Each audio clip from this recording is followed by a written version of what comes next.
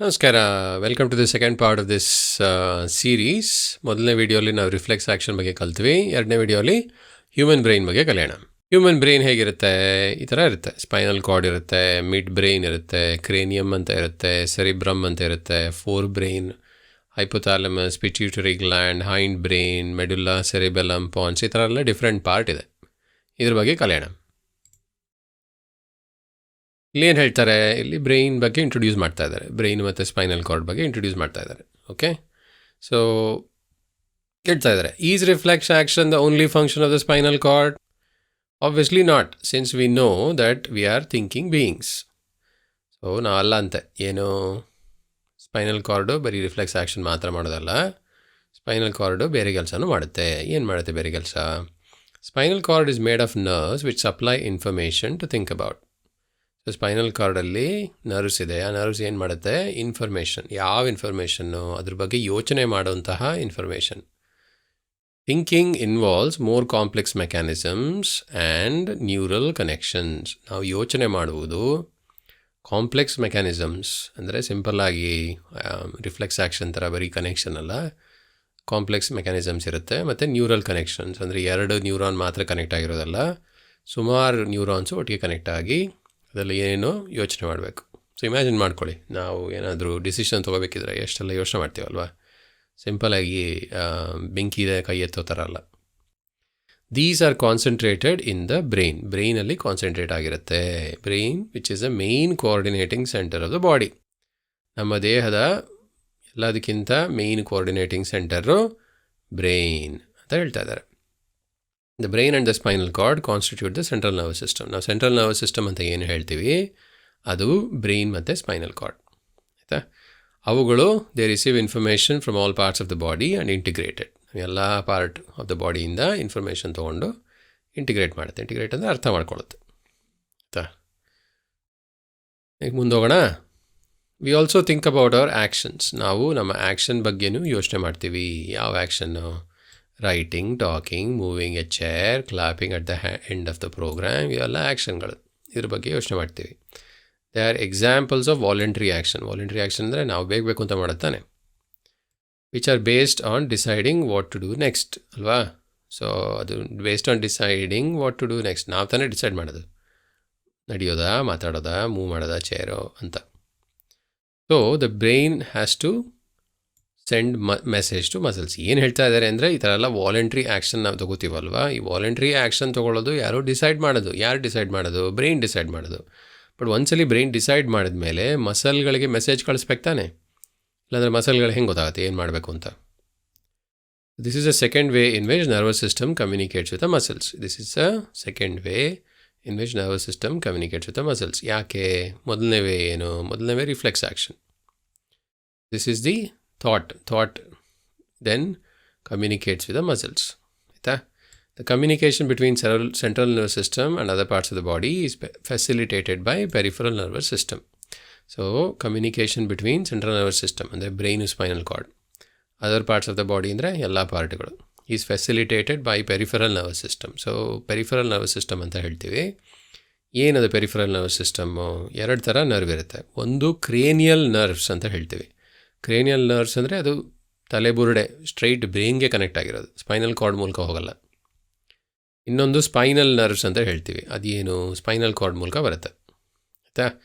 ಇವೆರಡೂ ಸೇರಿ, cranial nerves ಮತ್ತು ಸ್ಪೈನಲ್ ನರ್ವ್ಸು ಸೇರಿ ಏನು ಹೇಳ್ತೀವಿ? ಅದಕ್ಕೆ ಪೆರಿಫೆರಲ್ ನರ್ವಸ್ ಸಿಸ್ಟಮ್ ಅಂತ ಹೇಳ್ತೀವಿ. ಇದ್ರದ್ದು ಮೇಯ್ನ್ ಕೆಲಸ ಏನು? ಬ್ರೈನಲ್ಲಿ ಆಗುವಂತಹ ಡಿಸಿಷನನ್ನು ಬಾಡಿಗೆ ಕನ್ವೆ ಮಾಡಿ ಕೆಲಸ ಮಾಡಿಸೋದು. ಆಯಿತಾ? Thus, the brain thus allows us to think and take actions based on thinking. ಅಂದರೆ ಯೋಚನೆ ಮಾಡಿ ಕೆಲಸ ಅದರ ಮೇಲೆ ಆ್ಯಕ್ಷನ್ ತೊಗೊಳ್ಳೋಕ್ಕೆ ಸಾಧ್ಯ ಅಂತ ಹೇಳ್ತಾ ಇದ್ದಾರೆ. As you will expect that this is accomplished through a complex design. ಇದು ಕಾಂಪ್ಲೆಕ್ಸ್ ಡಿಸೈನ್ ಮೂಲಕ ಆಗುತ್ತೆ. And different parts of the brain are responsible for integrating different inputs and outputs. ಬೇರೆ ಬೇರೆ part of the brain are responsible for different parts. ಅಂದರೆ brain ಅಂದರೆ ಒಂದು ಎಲ್ಲ part of the brain ಎಲ್ಲ ಕೆಲಸನೂ ಮಾಡಲ್ಲ. ಕೆಲವು ಪಾರ್ಟ್ ಕೆಲವು ಕೆಲಸ ಮಾಡುತ್ತೆ, ಇನ್ನು ಕೆಲವು ಪಾರ್ಟ್ ಇನ್ನೊಂದು ಕೆಲಸ ಮಾಡುತ್ತೆ ಅಲ್ವಾ? ಸೊ ಅದ್ರ ಬಗ್ಗೆ ಹೇಳ್ತಾ ಇದ್ದಾರೆ. The brain has 3 major parts or regions, namely forebrain, mid brain and hind brain. Forebrain ಅಂದರೆ ಮುಂದೆ ಇರೋಂಥ ಬ್ರೈನು, ಮಿಡ್ ಬ್ರೈನ್ ಅಂದರೆ ಮಧ್ಯದಲ್ಲಿರುವಂಥ, ಹೈಂಡ್ ಬ್ರೈನ್ ಅಂದರೆ ಹಿಂದೆ ಇರೋಂಥ brain. The four brain is a main thinking part of the brain. Four brain ಬಗ್ಗೆ ಕಲಿತಾ ಇದ್ದೀವಿ. ಏನು ಫೋರ್ ಬ್ರೈನ್, ಮುಂದೆ ಇರುವಂತಹ ಬ್ರೈನು ಎಲ್ಲದಕ್ಕಿಂತ ಜಾಸ್ತಿ ಥಿಂಕಿಂಗ್, ಅದೇ ಯೋಚನೆ ಮಾಡೋದು, ಮುಂದೆ ಪಾರ್ಟೇ ಯೋಚನೆ ಮಾಡೋದು. It has regions which receive sensory impulses from various receptors. ನಾವು ಕಣ್ಣಲ್ಲಿ ನೋಡುವಂಥದ್ದು, ಕಿವಿಯಲ್ಲಿ ಕೇಳಿಸ್ಕೊಳ್ಳುವಂಥದ್ದು, ಮೂಗಲ್ಲಿ ಏನು ಸುವಾಸನೆ ಅಥವಾ ಕೆಟ್ಟ ವಾಸನೆ ಏನು ಬರುತ್ತೋ ಅದನ್ನು ಸ್ಮೆಲ್ ಮಾಡತಕ್ಕಂಥದ್ದು, ಟೇಸ್ಟ್ ಮಾಡೋದು, ಇವೆಲ್ಲ ಸೆನ್ಸರಿ ಇಂಪಲ್ಸಸ್ ಅಂತ ಹೇಳ್ತೀವಲ್ವ. ಯಾರಾದರೂ ಟಚ್ ಮಾಡಿದ್ರೆ ಅದೆಲ್ಲ ಸೆನ್ಸರಿ ಇಂಪಲ್ಸಸ್ ಅಂತ ಹೇಳ್ತೀವಿ. ಅದೆಲ್ಲ ಎಲ್ಲಿಂದ ಬರುತ್ತೆ? ರಿಸೆಪ್ಟರ್ಗಳಿಂದ ಬರುತ್ತೆ. ನಾವು ಮೊದಲನೇ ವೀಡಿಯೋಲಿ ಕಲ್ತಂಗೆ ರಿಸೆಪ್ಟರ್ಗಳಿದೆ. ಆ ರಿಸೆಪ್ಟರ್ಗಳು ಇಂಪಲ್ಸನ್ನು ಕಳಿಸುತ್ತೆ. ಅದನ್ನು ರಿಸೀವ್ ಮಾಡೋದು ಎಲ್ಲಿ? ಫೋರ್ ಬ್ರೈನಲ್ಲಿ ಬೇರೆ ಬೇರೆ region. Separate areas of the forebrain are specialised for hearing, smell, sight and so on. So ಈ ಫೋರ್ ಬ್ರೈನ್ದು ಬೇರೆ ಬೇರೆ ಪಾರ್ಟ್ಸ್ ಇದೆ. ಸೊ ಬೇರೆ ಬೇರೆ ಏರಿಯಾಗಳಿದೆ. ಅದು ಸ್ಪೆಷಲೈಸ್ಡ್ ಆಗಿದೆ. ಸ್ಪೆಷಲೈಸ್ಡ್ ಅಂದರೆ ಅದು ಒಂದು ಕೆಲಸ ಮಾಡುತ್ತೆ. ಏನು, ಹಿಯರಿಂಗ್ ಒಂದು ಕಡೆ ಆಗುತ್ತೆ, ಸ್ಮೆಲ್ ಒಂದು ಕಡೆ ಆಗುತ್ತೆ, ನೋಡೋದು ಒಂದು ಕಡೆ ಆಗುತ್ತೆ, ಇತ್ಯಾದಿ. ಓಕೆ, ಇದನ್ನು ಹೇಳ್ತಾ ಇದ್ದಾರೆ. ಇದು ಫೋರ್ ಬ್ರೈನ್ ಕಥೆ ಆಯಿತು. ಆಮೇಲೆ ನೋಡೋಣ ಏನಾಗುತ್ತೆ. There are separate areas of association where the sensory information is interpreted by putting it together with the information from other receptors as well as the information that is already stored in the brain. So ಏನು ಹೇಳ್ತಾ ಇದ್ದಾರೆ ಅಂದರೆ, ನಮ್ಮ ತಲೆ ಹೇಗೆ decide ಮಾಡುತ್ತೆ decision ತೊಗೊಳಕ್ಕೆ? ಒಂದು, ಫಾರ್ ಎಕ್ಸಾಂಪಲ್ ಸೆನ್ಸರಿ ಇನ್ಫಾರ್ಮೇಷನ್ ಕಣ್ಣಿಂದ ಬಂತು ಅಂತ ಇಟ್ಕೊಳ್ಳಿ. So some sensory information came from the eyes. ಆ ಇನ್ಫಾರ್ಮೇಷನ್ ಫ್ರಮ್ ಅದರ್ ರಿಸೆಪ್ಟರ್ಸ್, ಅಂದರೆ ಶಬ್ದ ಬಂದರೆ ಅದ್ರ ಜೊತೆನೂ ಅದನ್ನು ಎರಡನ್ನೂ ಒಟ್ಟಿಗೆ ಅರ್ಥ ಮಾಡ್ಕೋಬೇಕು. ಸೆಪ್ರೇಟಾಗಿ ಅರ್ಥ ಮಾಡ್ಕೊಳ್ಳೋದಲ್ಲ, ಒಟ್ಟಿಗೆ ಅರ್ಥ ಮಾಡ್ಕೋಬೇಕು. ಸೊ ಆ ಒಟ್ಟಿಗೆ ಅರ್ಥ ಮಾಡಿಕೊಂಡು ಆಮೇಲೆ ಏನು ಮಾಡ್ತೀವಿ, ಬ್ರೈನಲ್ಲಿ ಮುಂಚೆನೇ ಇರುತ್ತಲ್ವ ಇನ್ಫಾರ್ಮೇಷನ್, ಮೊದಲೇ ಇರುವಂತಹ ಇನ್ಫಾರ್ಮೇಷನನ್ನು ಯೂಸ್ ಮಾಡಬೇಕು. ಅದನ್ನು ಮತ್ತು ಇರುವಂಥ ಒಟ್ಟಿಗೆ ಅರ್ಥ ಮಾಡ್ಕೊಳ್ಳೋದನ್ನು ಮತ್ತು ಈಗ ಬಂದಿರೋವಂಥ ಸೆನ್ಸರಿ ಇನ್ಫಾರ್ಮೇಷನ್ನು ಮತ್ತು ಹಿಂದೆ ಆಗಿರುವಂಥದ್ದನ್ನು ಎರಡನ್ನೂ ಯೂಸ್ ಮಾಡಿಕೊಂಡು ನಾವು ಡಿಸಿಷನ್ ತೊಗೋಬೇಕು. ಅದೇ ಹೇಳ್ತಾ ಇದ್ದಾರೆ. Based on all this, a decision is made on how to respond and the information is passed on to motor areas which control the movement of the voluntary muscles like our leg muscles. ಇದೆಲ್ಲದರ ಮೇಲೆ decision ಆಗುತ್ತಂತೆ. ಆಯಿತಾ? ನಾವು ಮೊದಲೇ ಇರುವಂಥ information plus ಈಗ ಬೇರೆ ಬೇರೆ sense ಆರ್ಗನ್ಸಿಂದ ಬರುವಂಥ ಇನ್ಫಾರ್ಮೇಷನ್ನು ಡಿಸಿಷನ್ ಮಾಡ್ತೀವಿ. ಡಿಸಿಷನ್ ಮಾಡಿ ಹೇಗೆ ರೆಸ್ಪಾಂಡ್ ಮಾಡಬೇಕು ಅಂತ ಡಿಸೈಡ್ ಮಾಡುತ್ತೆ. ಆಮೇಲೆ ಇನ್ಫಾರ್ಮೇಷನ್ ಪಾಸ್ ಆಗುತ್ತೆ to the motor areas. Motor areas ಅಂದರೆ ಎಲ್ಲಿ ಮಸಲ್ ಇರುತ್ತೋ ಅಲ್ಲಿಗೆ, which control the movement of voluntary muscles. For example, call muscles, ಕೈ ಮಸಲ್ಸು, ಈ ಥರ. However, certain sensations are distinct from seeing or hearing. For example, how do we know we have eaten enough? ಇದೇನೆಂದರೆ, ಇದುವರೆಗೂ ಮಾತಾಡಿದ್ದು ಕಣ್ಣಲ್ಲಿ ಕಾಣುವಂಥದ್ದು, ಕಿವಿಯಲ್ಲಿ ಕೇಳಿಸ್ಕೊಳ್ಳೋವಂಥದ್ದು, ಚರ್ಮದಲ್ಲಿ ಗೊತ್ತಾಗೋವಂಥದ್ದು, ಟೇಸ್ಟಲ್ಲಿ ಗೊತ್ತಾಗೋವಂಥದ್ದು, ಈ ಥರ. ಆದರೆ ಕೆಲವು ನಮ್ಗೆ ಗೊತ್ತಾಗುತ್ತೆ, ನಾವು ಹೆಂಗೆ ಊಟ ಮಾಡಿದ್ದೀವಿ ಅಂತಲೂ ಬ್ರೈನೇ ಡಿಸೈಡ್ ಮಾಡೋದು. ಎಷ್ಟು ನಾವು ಊಟ ಮಾಡಿದ್ದು ಜಾಸ್ತಿ ಆಯಿತಾ ಕಮ್ಮಿ ಆಯಿತಾ ಇದನ್ನೆಲ್ಲ ಡಿಸೈಡ್ ಮಾಡೋದು ಕೂಡ ಬ್ರೈನೇ. ಅದನ್ನು ಹೆಂಗೆ ಡಿಸೈಡ್ ಮಾಡೋದು ಅಂತ ಕೇಳ್ತಾ ಇದ್ದಾರೆ. The sensation of feeling full is because of the centre associated with hunger which is also a separate part of four brain. So ನಮಗೆ ತಿನ್ನುವಾಗ ಹೊಟ್ಟೆ ತುಂಬಿತು ಅಂತ ಗೊತ್ತಾಗೋದು ಬ್ರೈನಲ್ಲಿ ಒಂದು ಸೆಂಟರ್ ಇರುತ್ತಂತೆ. ಎಲ್ಲಿ? ಅದೇ ಮುಂದೆ ಇರೋ ಬ್ರೈನ್, ಫೋರ್ ಬ್ರೈನಲ್ಲೇ ಒಂದು ಸೆಂಟರ್ ಇರುತ್ತೆ. ಆ ಸೆಂಟರು ಏನಕ್ಕೆ?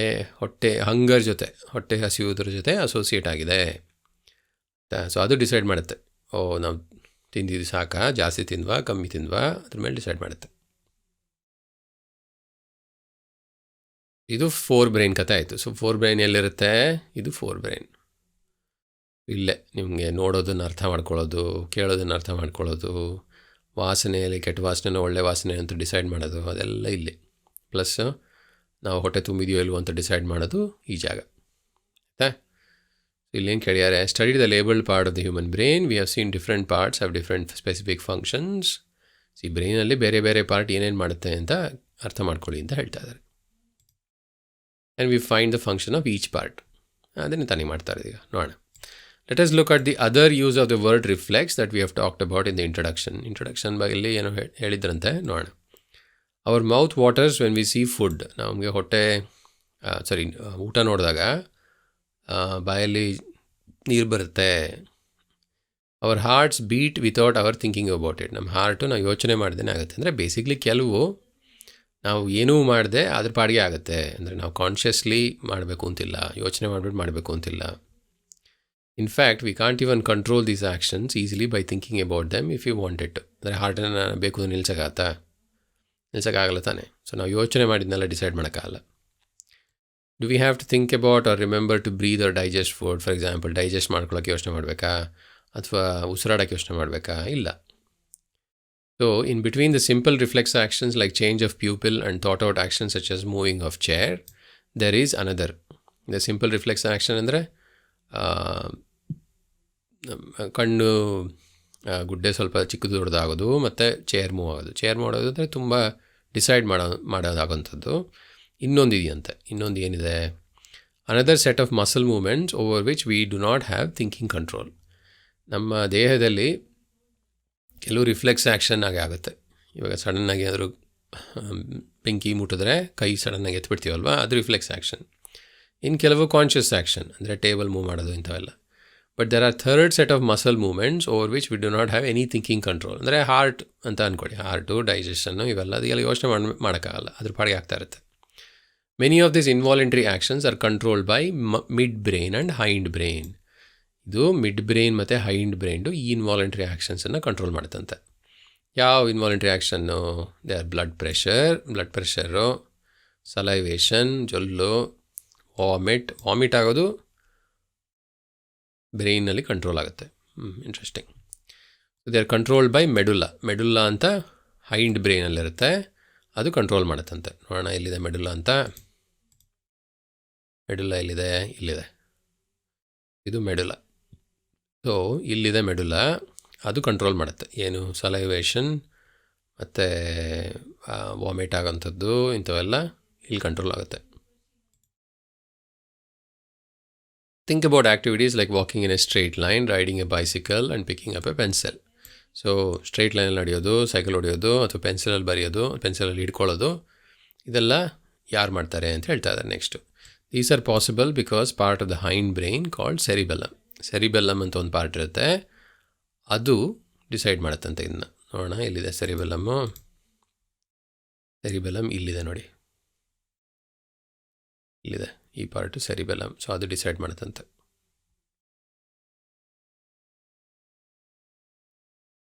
ಸೆರಿಬೆಲ್ಲಮ್ ಏನು ಡಿಸೈಡ್ ಮಾಡುತ್ತೆ?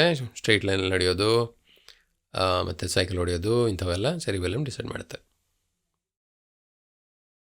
It is responsible for precision of voluntary actions and maintaining the posture and balance of the body. So cerebellum ಏನು ಕೆಲಸ ಅಂತ ಯಾರ್ದು ಕೇಳಿದ್ರೆ ಏನು ಹೇಳಬೇಕು? Precision of the voluntary actions. ನಾವು ಸೈಕಲ್ ಹೊಡೆಯುವಾಗ ಕರೆಕ್ಟಾಗಿ ಹೊಡಿಬೇಕು ತಾನೆ, ಇಲ್ಲಾಂದರೆ ಬಿದ್ದು ಹೋಗ್ತೀವಿ. ಅಥವಾ ನಡೆಯುವಾಗ ಕರೆಕ್ಟಾಗಿ ನಡಿಬೇಕು. ಮಕ್ಕಳು ನೋಡಿ ಹುಟ್ಟಿದಾಗ ನಡೆಯೋಕ್ಕೆ ಬರಲ್ಲ, ಹೋಗ್ತಾ ಕಲಿತಾರೆ. ಸೊ ಆ ಪ್ರಿಸಿಷನ್ ಬೇಕು, ಸುಮ್ಮನೆ ನಡೆಯೋಕ್ಕಾಗಲ್ಲ. ಅದನ್ನು ಕಂಟ್ರೋಲ್ ಮಾಡೋದು ಸೆರಿಬೆಲ್ಲಮ್. Maintaining the posture and the balance of the body, ಅಂದರೆ ಸ್ಟ್ರೈಟಾಗಿ ನಿಂತ್ಕೊಳ್ಳೋದು, ಬ್ಯಾಲೆನ್ಸ್ ಕರೆಕ್ಟಾಗಿ ಮಾಡೋದು, ಅದೆಲ್ಲ ಸೆರಿಬೆಲ್ಲಮ್ ಕಂಟ್ರೋಲ್ ಮಾಡುತ್ತೆ. Imagine what would happen if each of these events fail to take place if you are not thinking about it. ಹೇಳ್ತಾ ಇದ್ದಾರೆ ಇದೆಲ್ಲ ಯೋಚನೆ ಮಾಡ್ದೇ ಆಗುತ್ತೆ.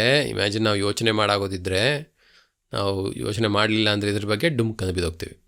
ಸೊ ಅದ್ರ ಬಗ್ಗೆ ಹೇಳ್ತಾ ಇದ್ದಾರೆ. ಇದು ಸೆರಿಬೆಲ್ಲಮ್ ಕಥೆ ಆಯಿತು. ಮುಂದೋಗೋಣ. ಇದಿಷ್ಟು ಬ್ರೈನ್ ಕಥೆ ಆಯಿತು. ಈಗ ಈ ಬ್ರೈನ್ ಟಿಶ್ಯೂ ಮತ್ತು ಸ್ಪೈನಲ್ ಕಾರ್ಡ್ ಹೆಂಗೆ ಪ್ರೊಟೆಕ್ಟ್ ಆಗುತ್ತೆ ಅಂತ ಇದು ಲಾಸ್ಟ್ ಸೆಕ್ಷನ್ ನೋಡೋಣ, ಹೆಂಗೆ ಪ್ರೊಟೆಕ್ಟ್ ಆಗುತ್ತೆ ಅಂತ. ಡೆಲಿಕೇಟ್ ಆರ್ಗನ್ ಲೈಕ್ ಬ್ರೈನ್ ತುಂಬ ಡೆಲಿಕೇಟ್ ಅಲ್ವಾ, which is so important for variety of activities need to be carefully protected. ಸರಿ, ನಮ್ಮ ಬ್ರೈನ್ ಪ್ರೊಟೆಕ್ಟ್ ಆಗಬೇಕು ಅಂತ ಹೇಳ್ತಾ ಇದ್ದಾರೆ. For this the body is design so that the brain sits inside a bony box. ನಮ್ಮ skull ಅಂತ ಏನು ಹೇಳ್ತೀವಿ ಅದರೊಳಗೆ ಬ್ರೈನ್ ಕೂತ್ಕೊಳ್ಳುತ್ತೆ ಅಲ್ವಾ. ಎಲ್ಲ ಪಾರ್ಟ್ಸನ್ನು ಕಂಪೇರ್ ಮಾಡಿದರೆ ಬ್ರೈನ್ ಒಂದೇ ಫುಲ್ ಬಾಕ್ಸ್ ಇರೋದು, ಬಾಕಿ ಪಾರ್ಟ್ಸ್ ಎಲ್ಲ ಬಾಕ್ಸ್ ಇಲ್ಲ, ಮಸಾಲೆ ಒಳಗೆ ಕೂತಿದೆ. Inside the box the brain is contained in a fluid filled balloon. ಒಂದು ಫ್ಲೂಯಿಡ್ಡಿಂದ ತುಂಬಿರುವಂತಹ ಬಲೂನ್ ಥರ ಇರುವಂತಹ ಇದರಲ್ಲಿ ಬ್ರೈನ್ ಕೂತಿರುತ್ತಂತೆ. ಯಾಕೆ? It provides further shock absorptions. ನಾವು ಗಿದ್ರೆ ಎಲ್ಲ ಬ್ರೈನ್ಗೆ ಶಾಕ್ ಆಗಲ್ಲ, ಅಥವಾ ತಲೆ ಜೋರಾಗಿ ಅಲ್ಲಾಡಿಸಿದ್ರೆ ಅದು ಮೂವ್ ಆಗಲ್ಲ ಈಸಿಯಾಗಿ ಅಂತ. ಸೊ ಅದು ಈ ಫ್ಲೂಯಿಡ್ ಫಿಲ್ಡ್ ಬಲೂನ್ ಕೆಲಸ. If you run your hand down the middle of your back, you will feel a hard bumpy structure. So ಬೆನ್ಮೂಳೆ ಬಗ್ಗೆ ಹೇಳ್ತಾ ಇದ್ದಾರೆ. ಬೆನ್ನನ್ನು ಮುಟ್ಟಿದ್ರೆ ಬೆನ್ಮೂಳೆ ಥರ ಸಿಗುತ್ತೆ ಅಂತ. This is a vertebral column or back bone, ಅದೇ ಬೆನ್ಮೂಳೆ ಕತೆ ಹೇಳ್ತಾ ಇದ್ದಾರೆ, which protect spinal cord. So spinal ಕಾರ್ಡನ್ನು ಏನು ಪ್ರೊಟೆಕ್ಟ್ ಮಾಡುತ್ತೆ? ಬ್ಯಾಕ್ ಬೋನ್ ಅಥವಾ ವರ್ಟಿಬ್ರಲ್ ಕಾಲಮ್ ಪ್ರೊಟೆಕ್ಟ್ ಮಾಡುತ್ತೆ. ಬ್ರೈನನ್ನು ಏನು ಪ್ರೊಟೆಕ್ಟ್ ಮಾಡುತ್ತೆ? ಫಸ್ಟ್ ಬೋನಿ ಬಾಕ್ಸ್ ಪ್ರೊಟೆಕ್ಟ್ ಮಾಡುತ್ತೆ, ಆಮೇಲೆ ಫ್ಲೂಯಿಡ್ ಫಿಲ್ಡ್ ಬಲೂನು ಪ್ರೊಟೆಕ್ಟ್ ಮಾಡುತ್ತೆ.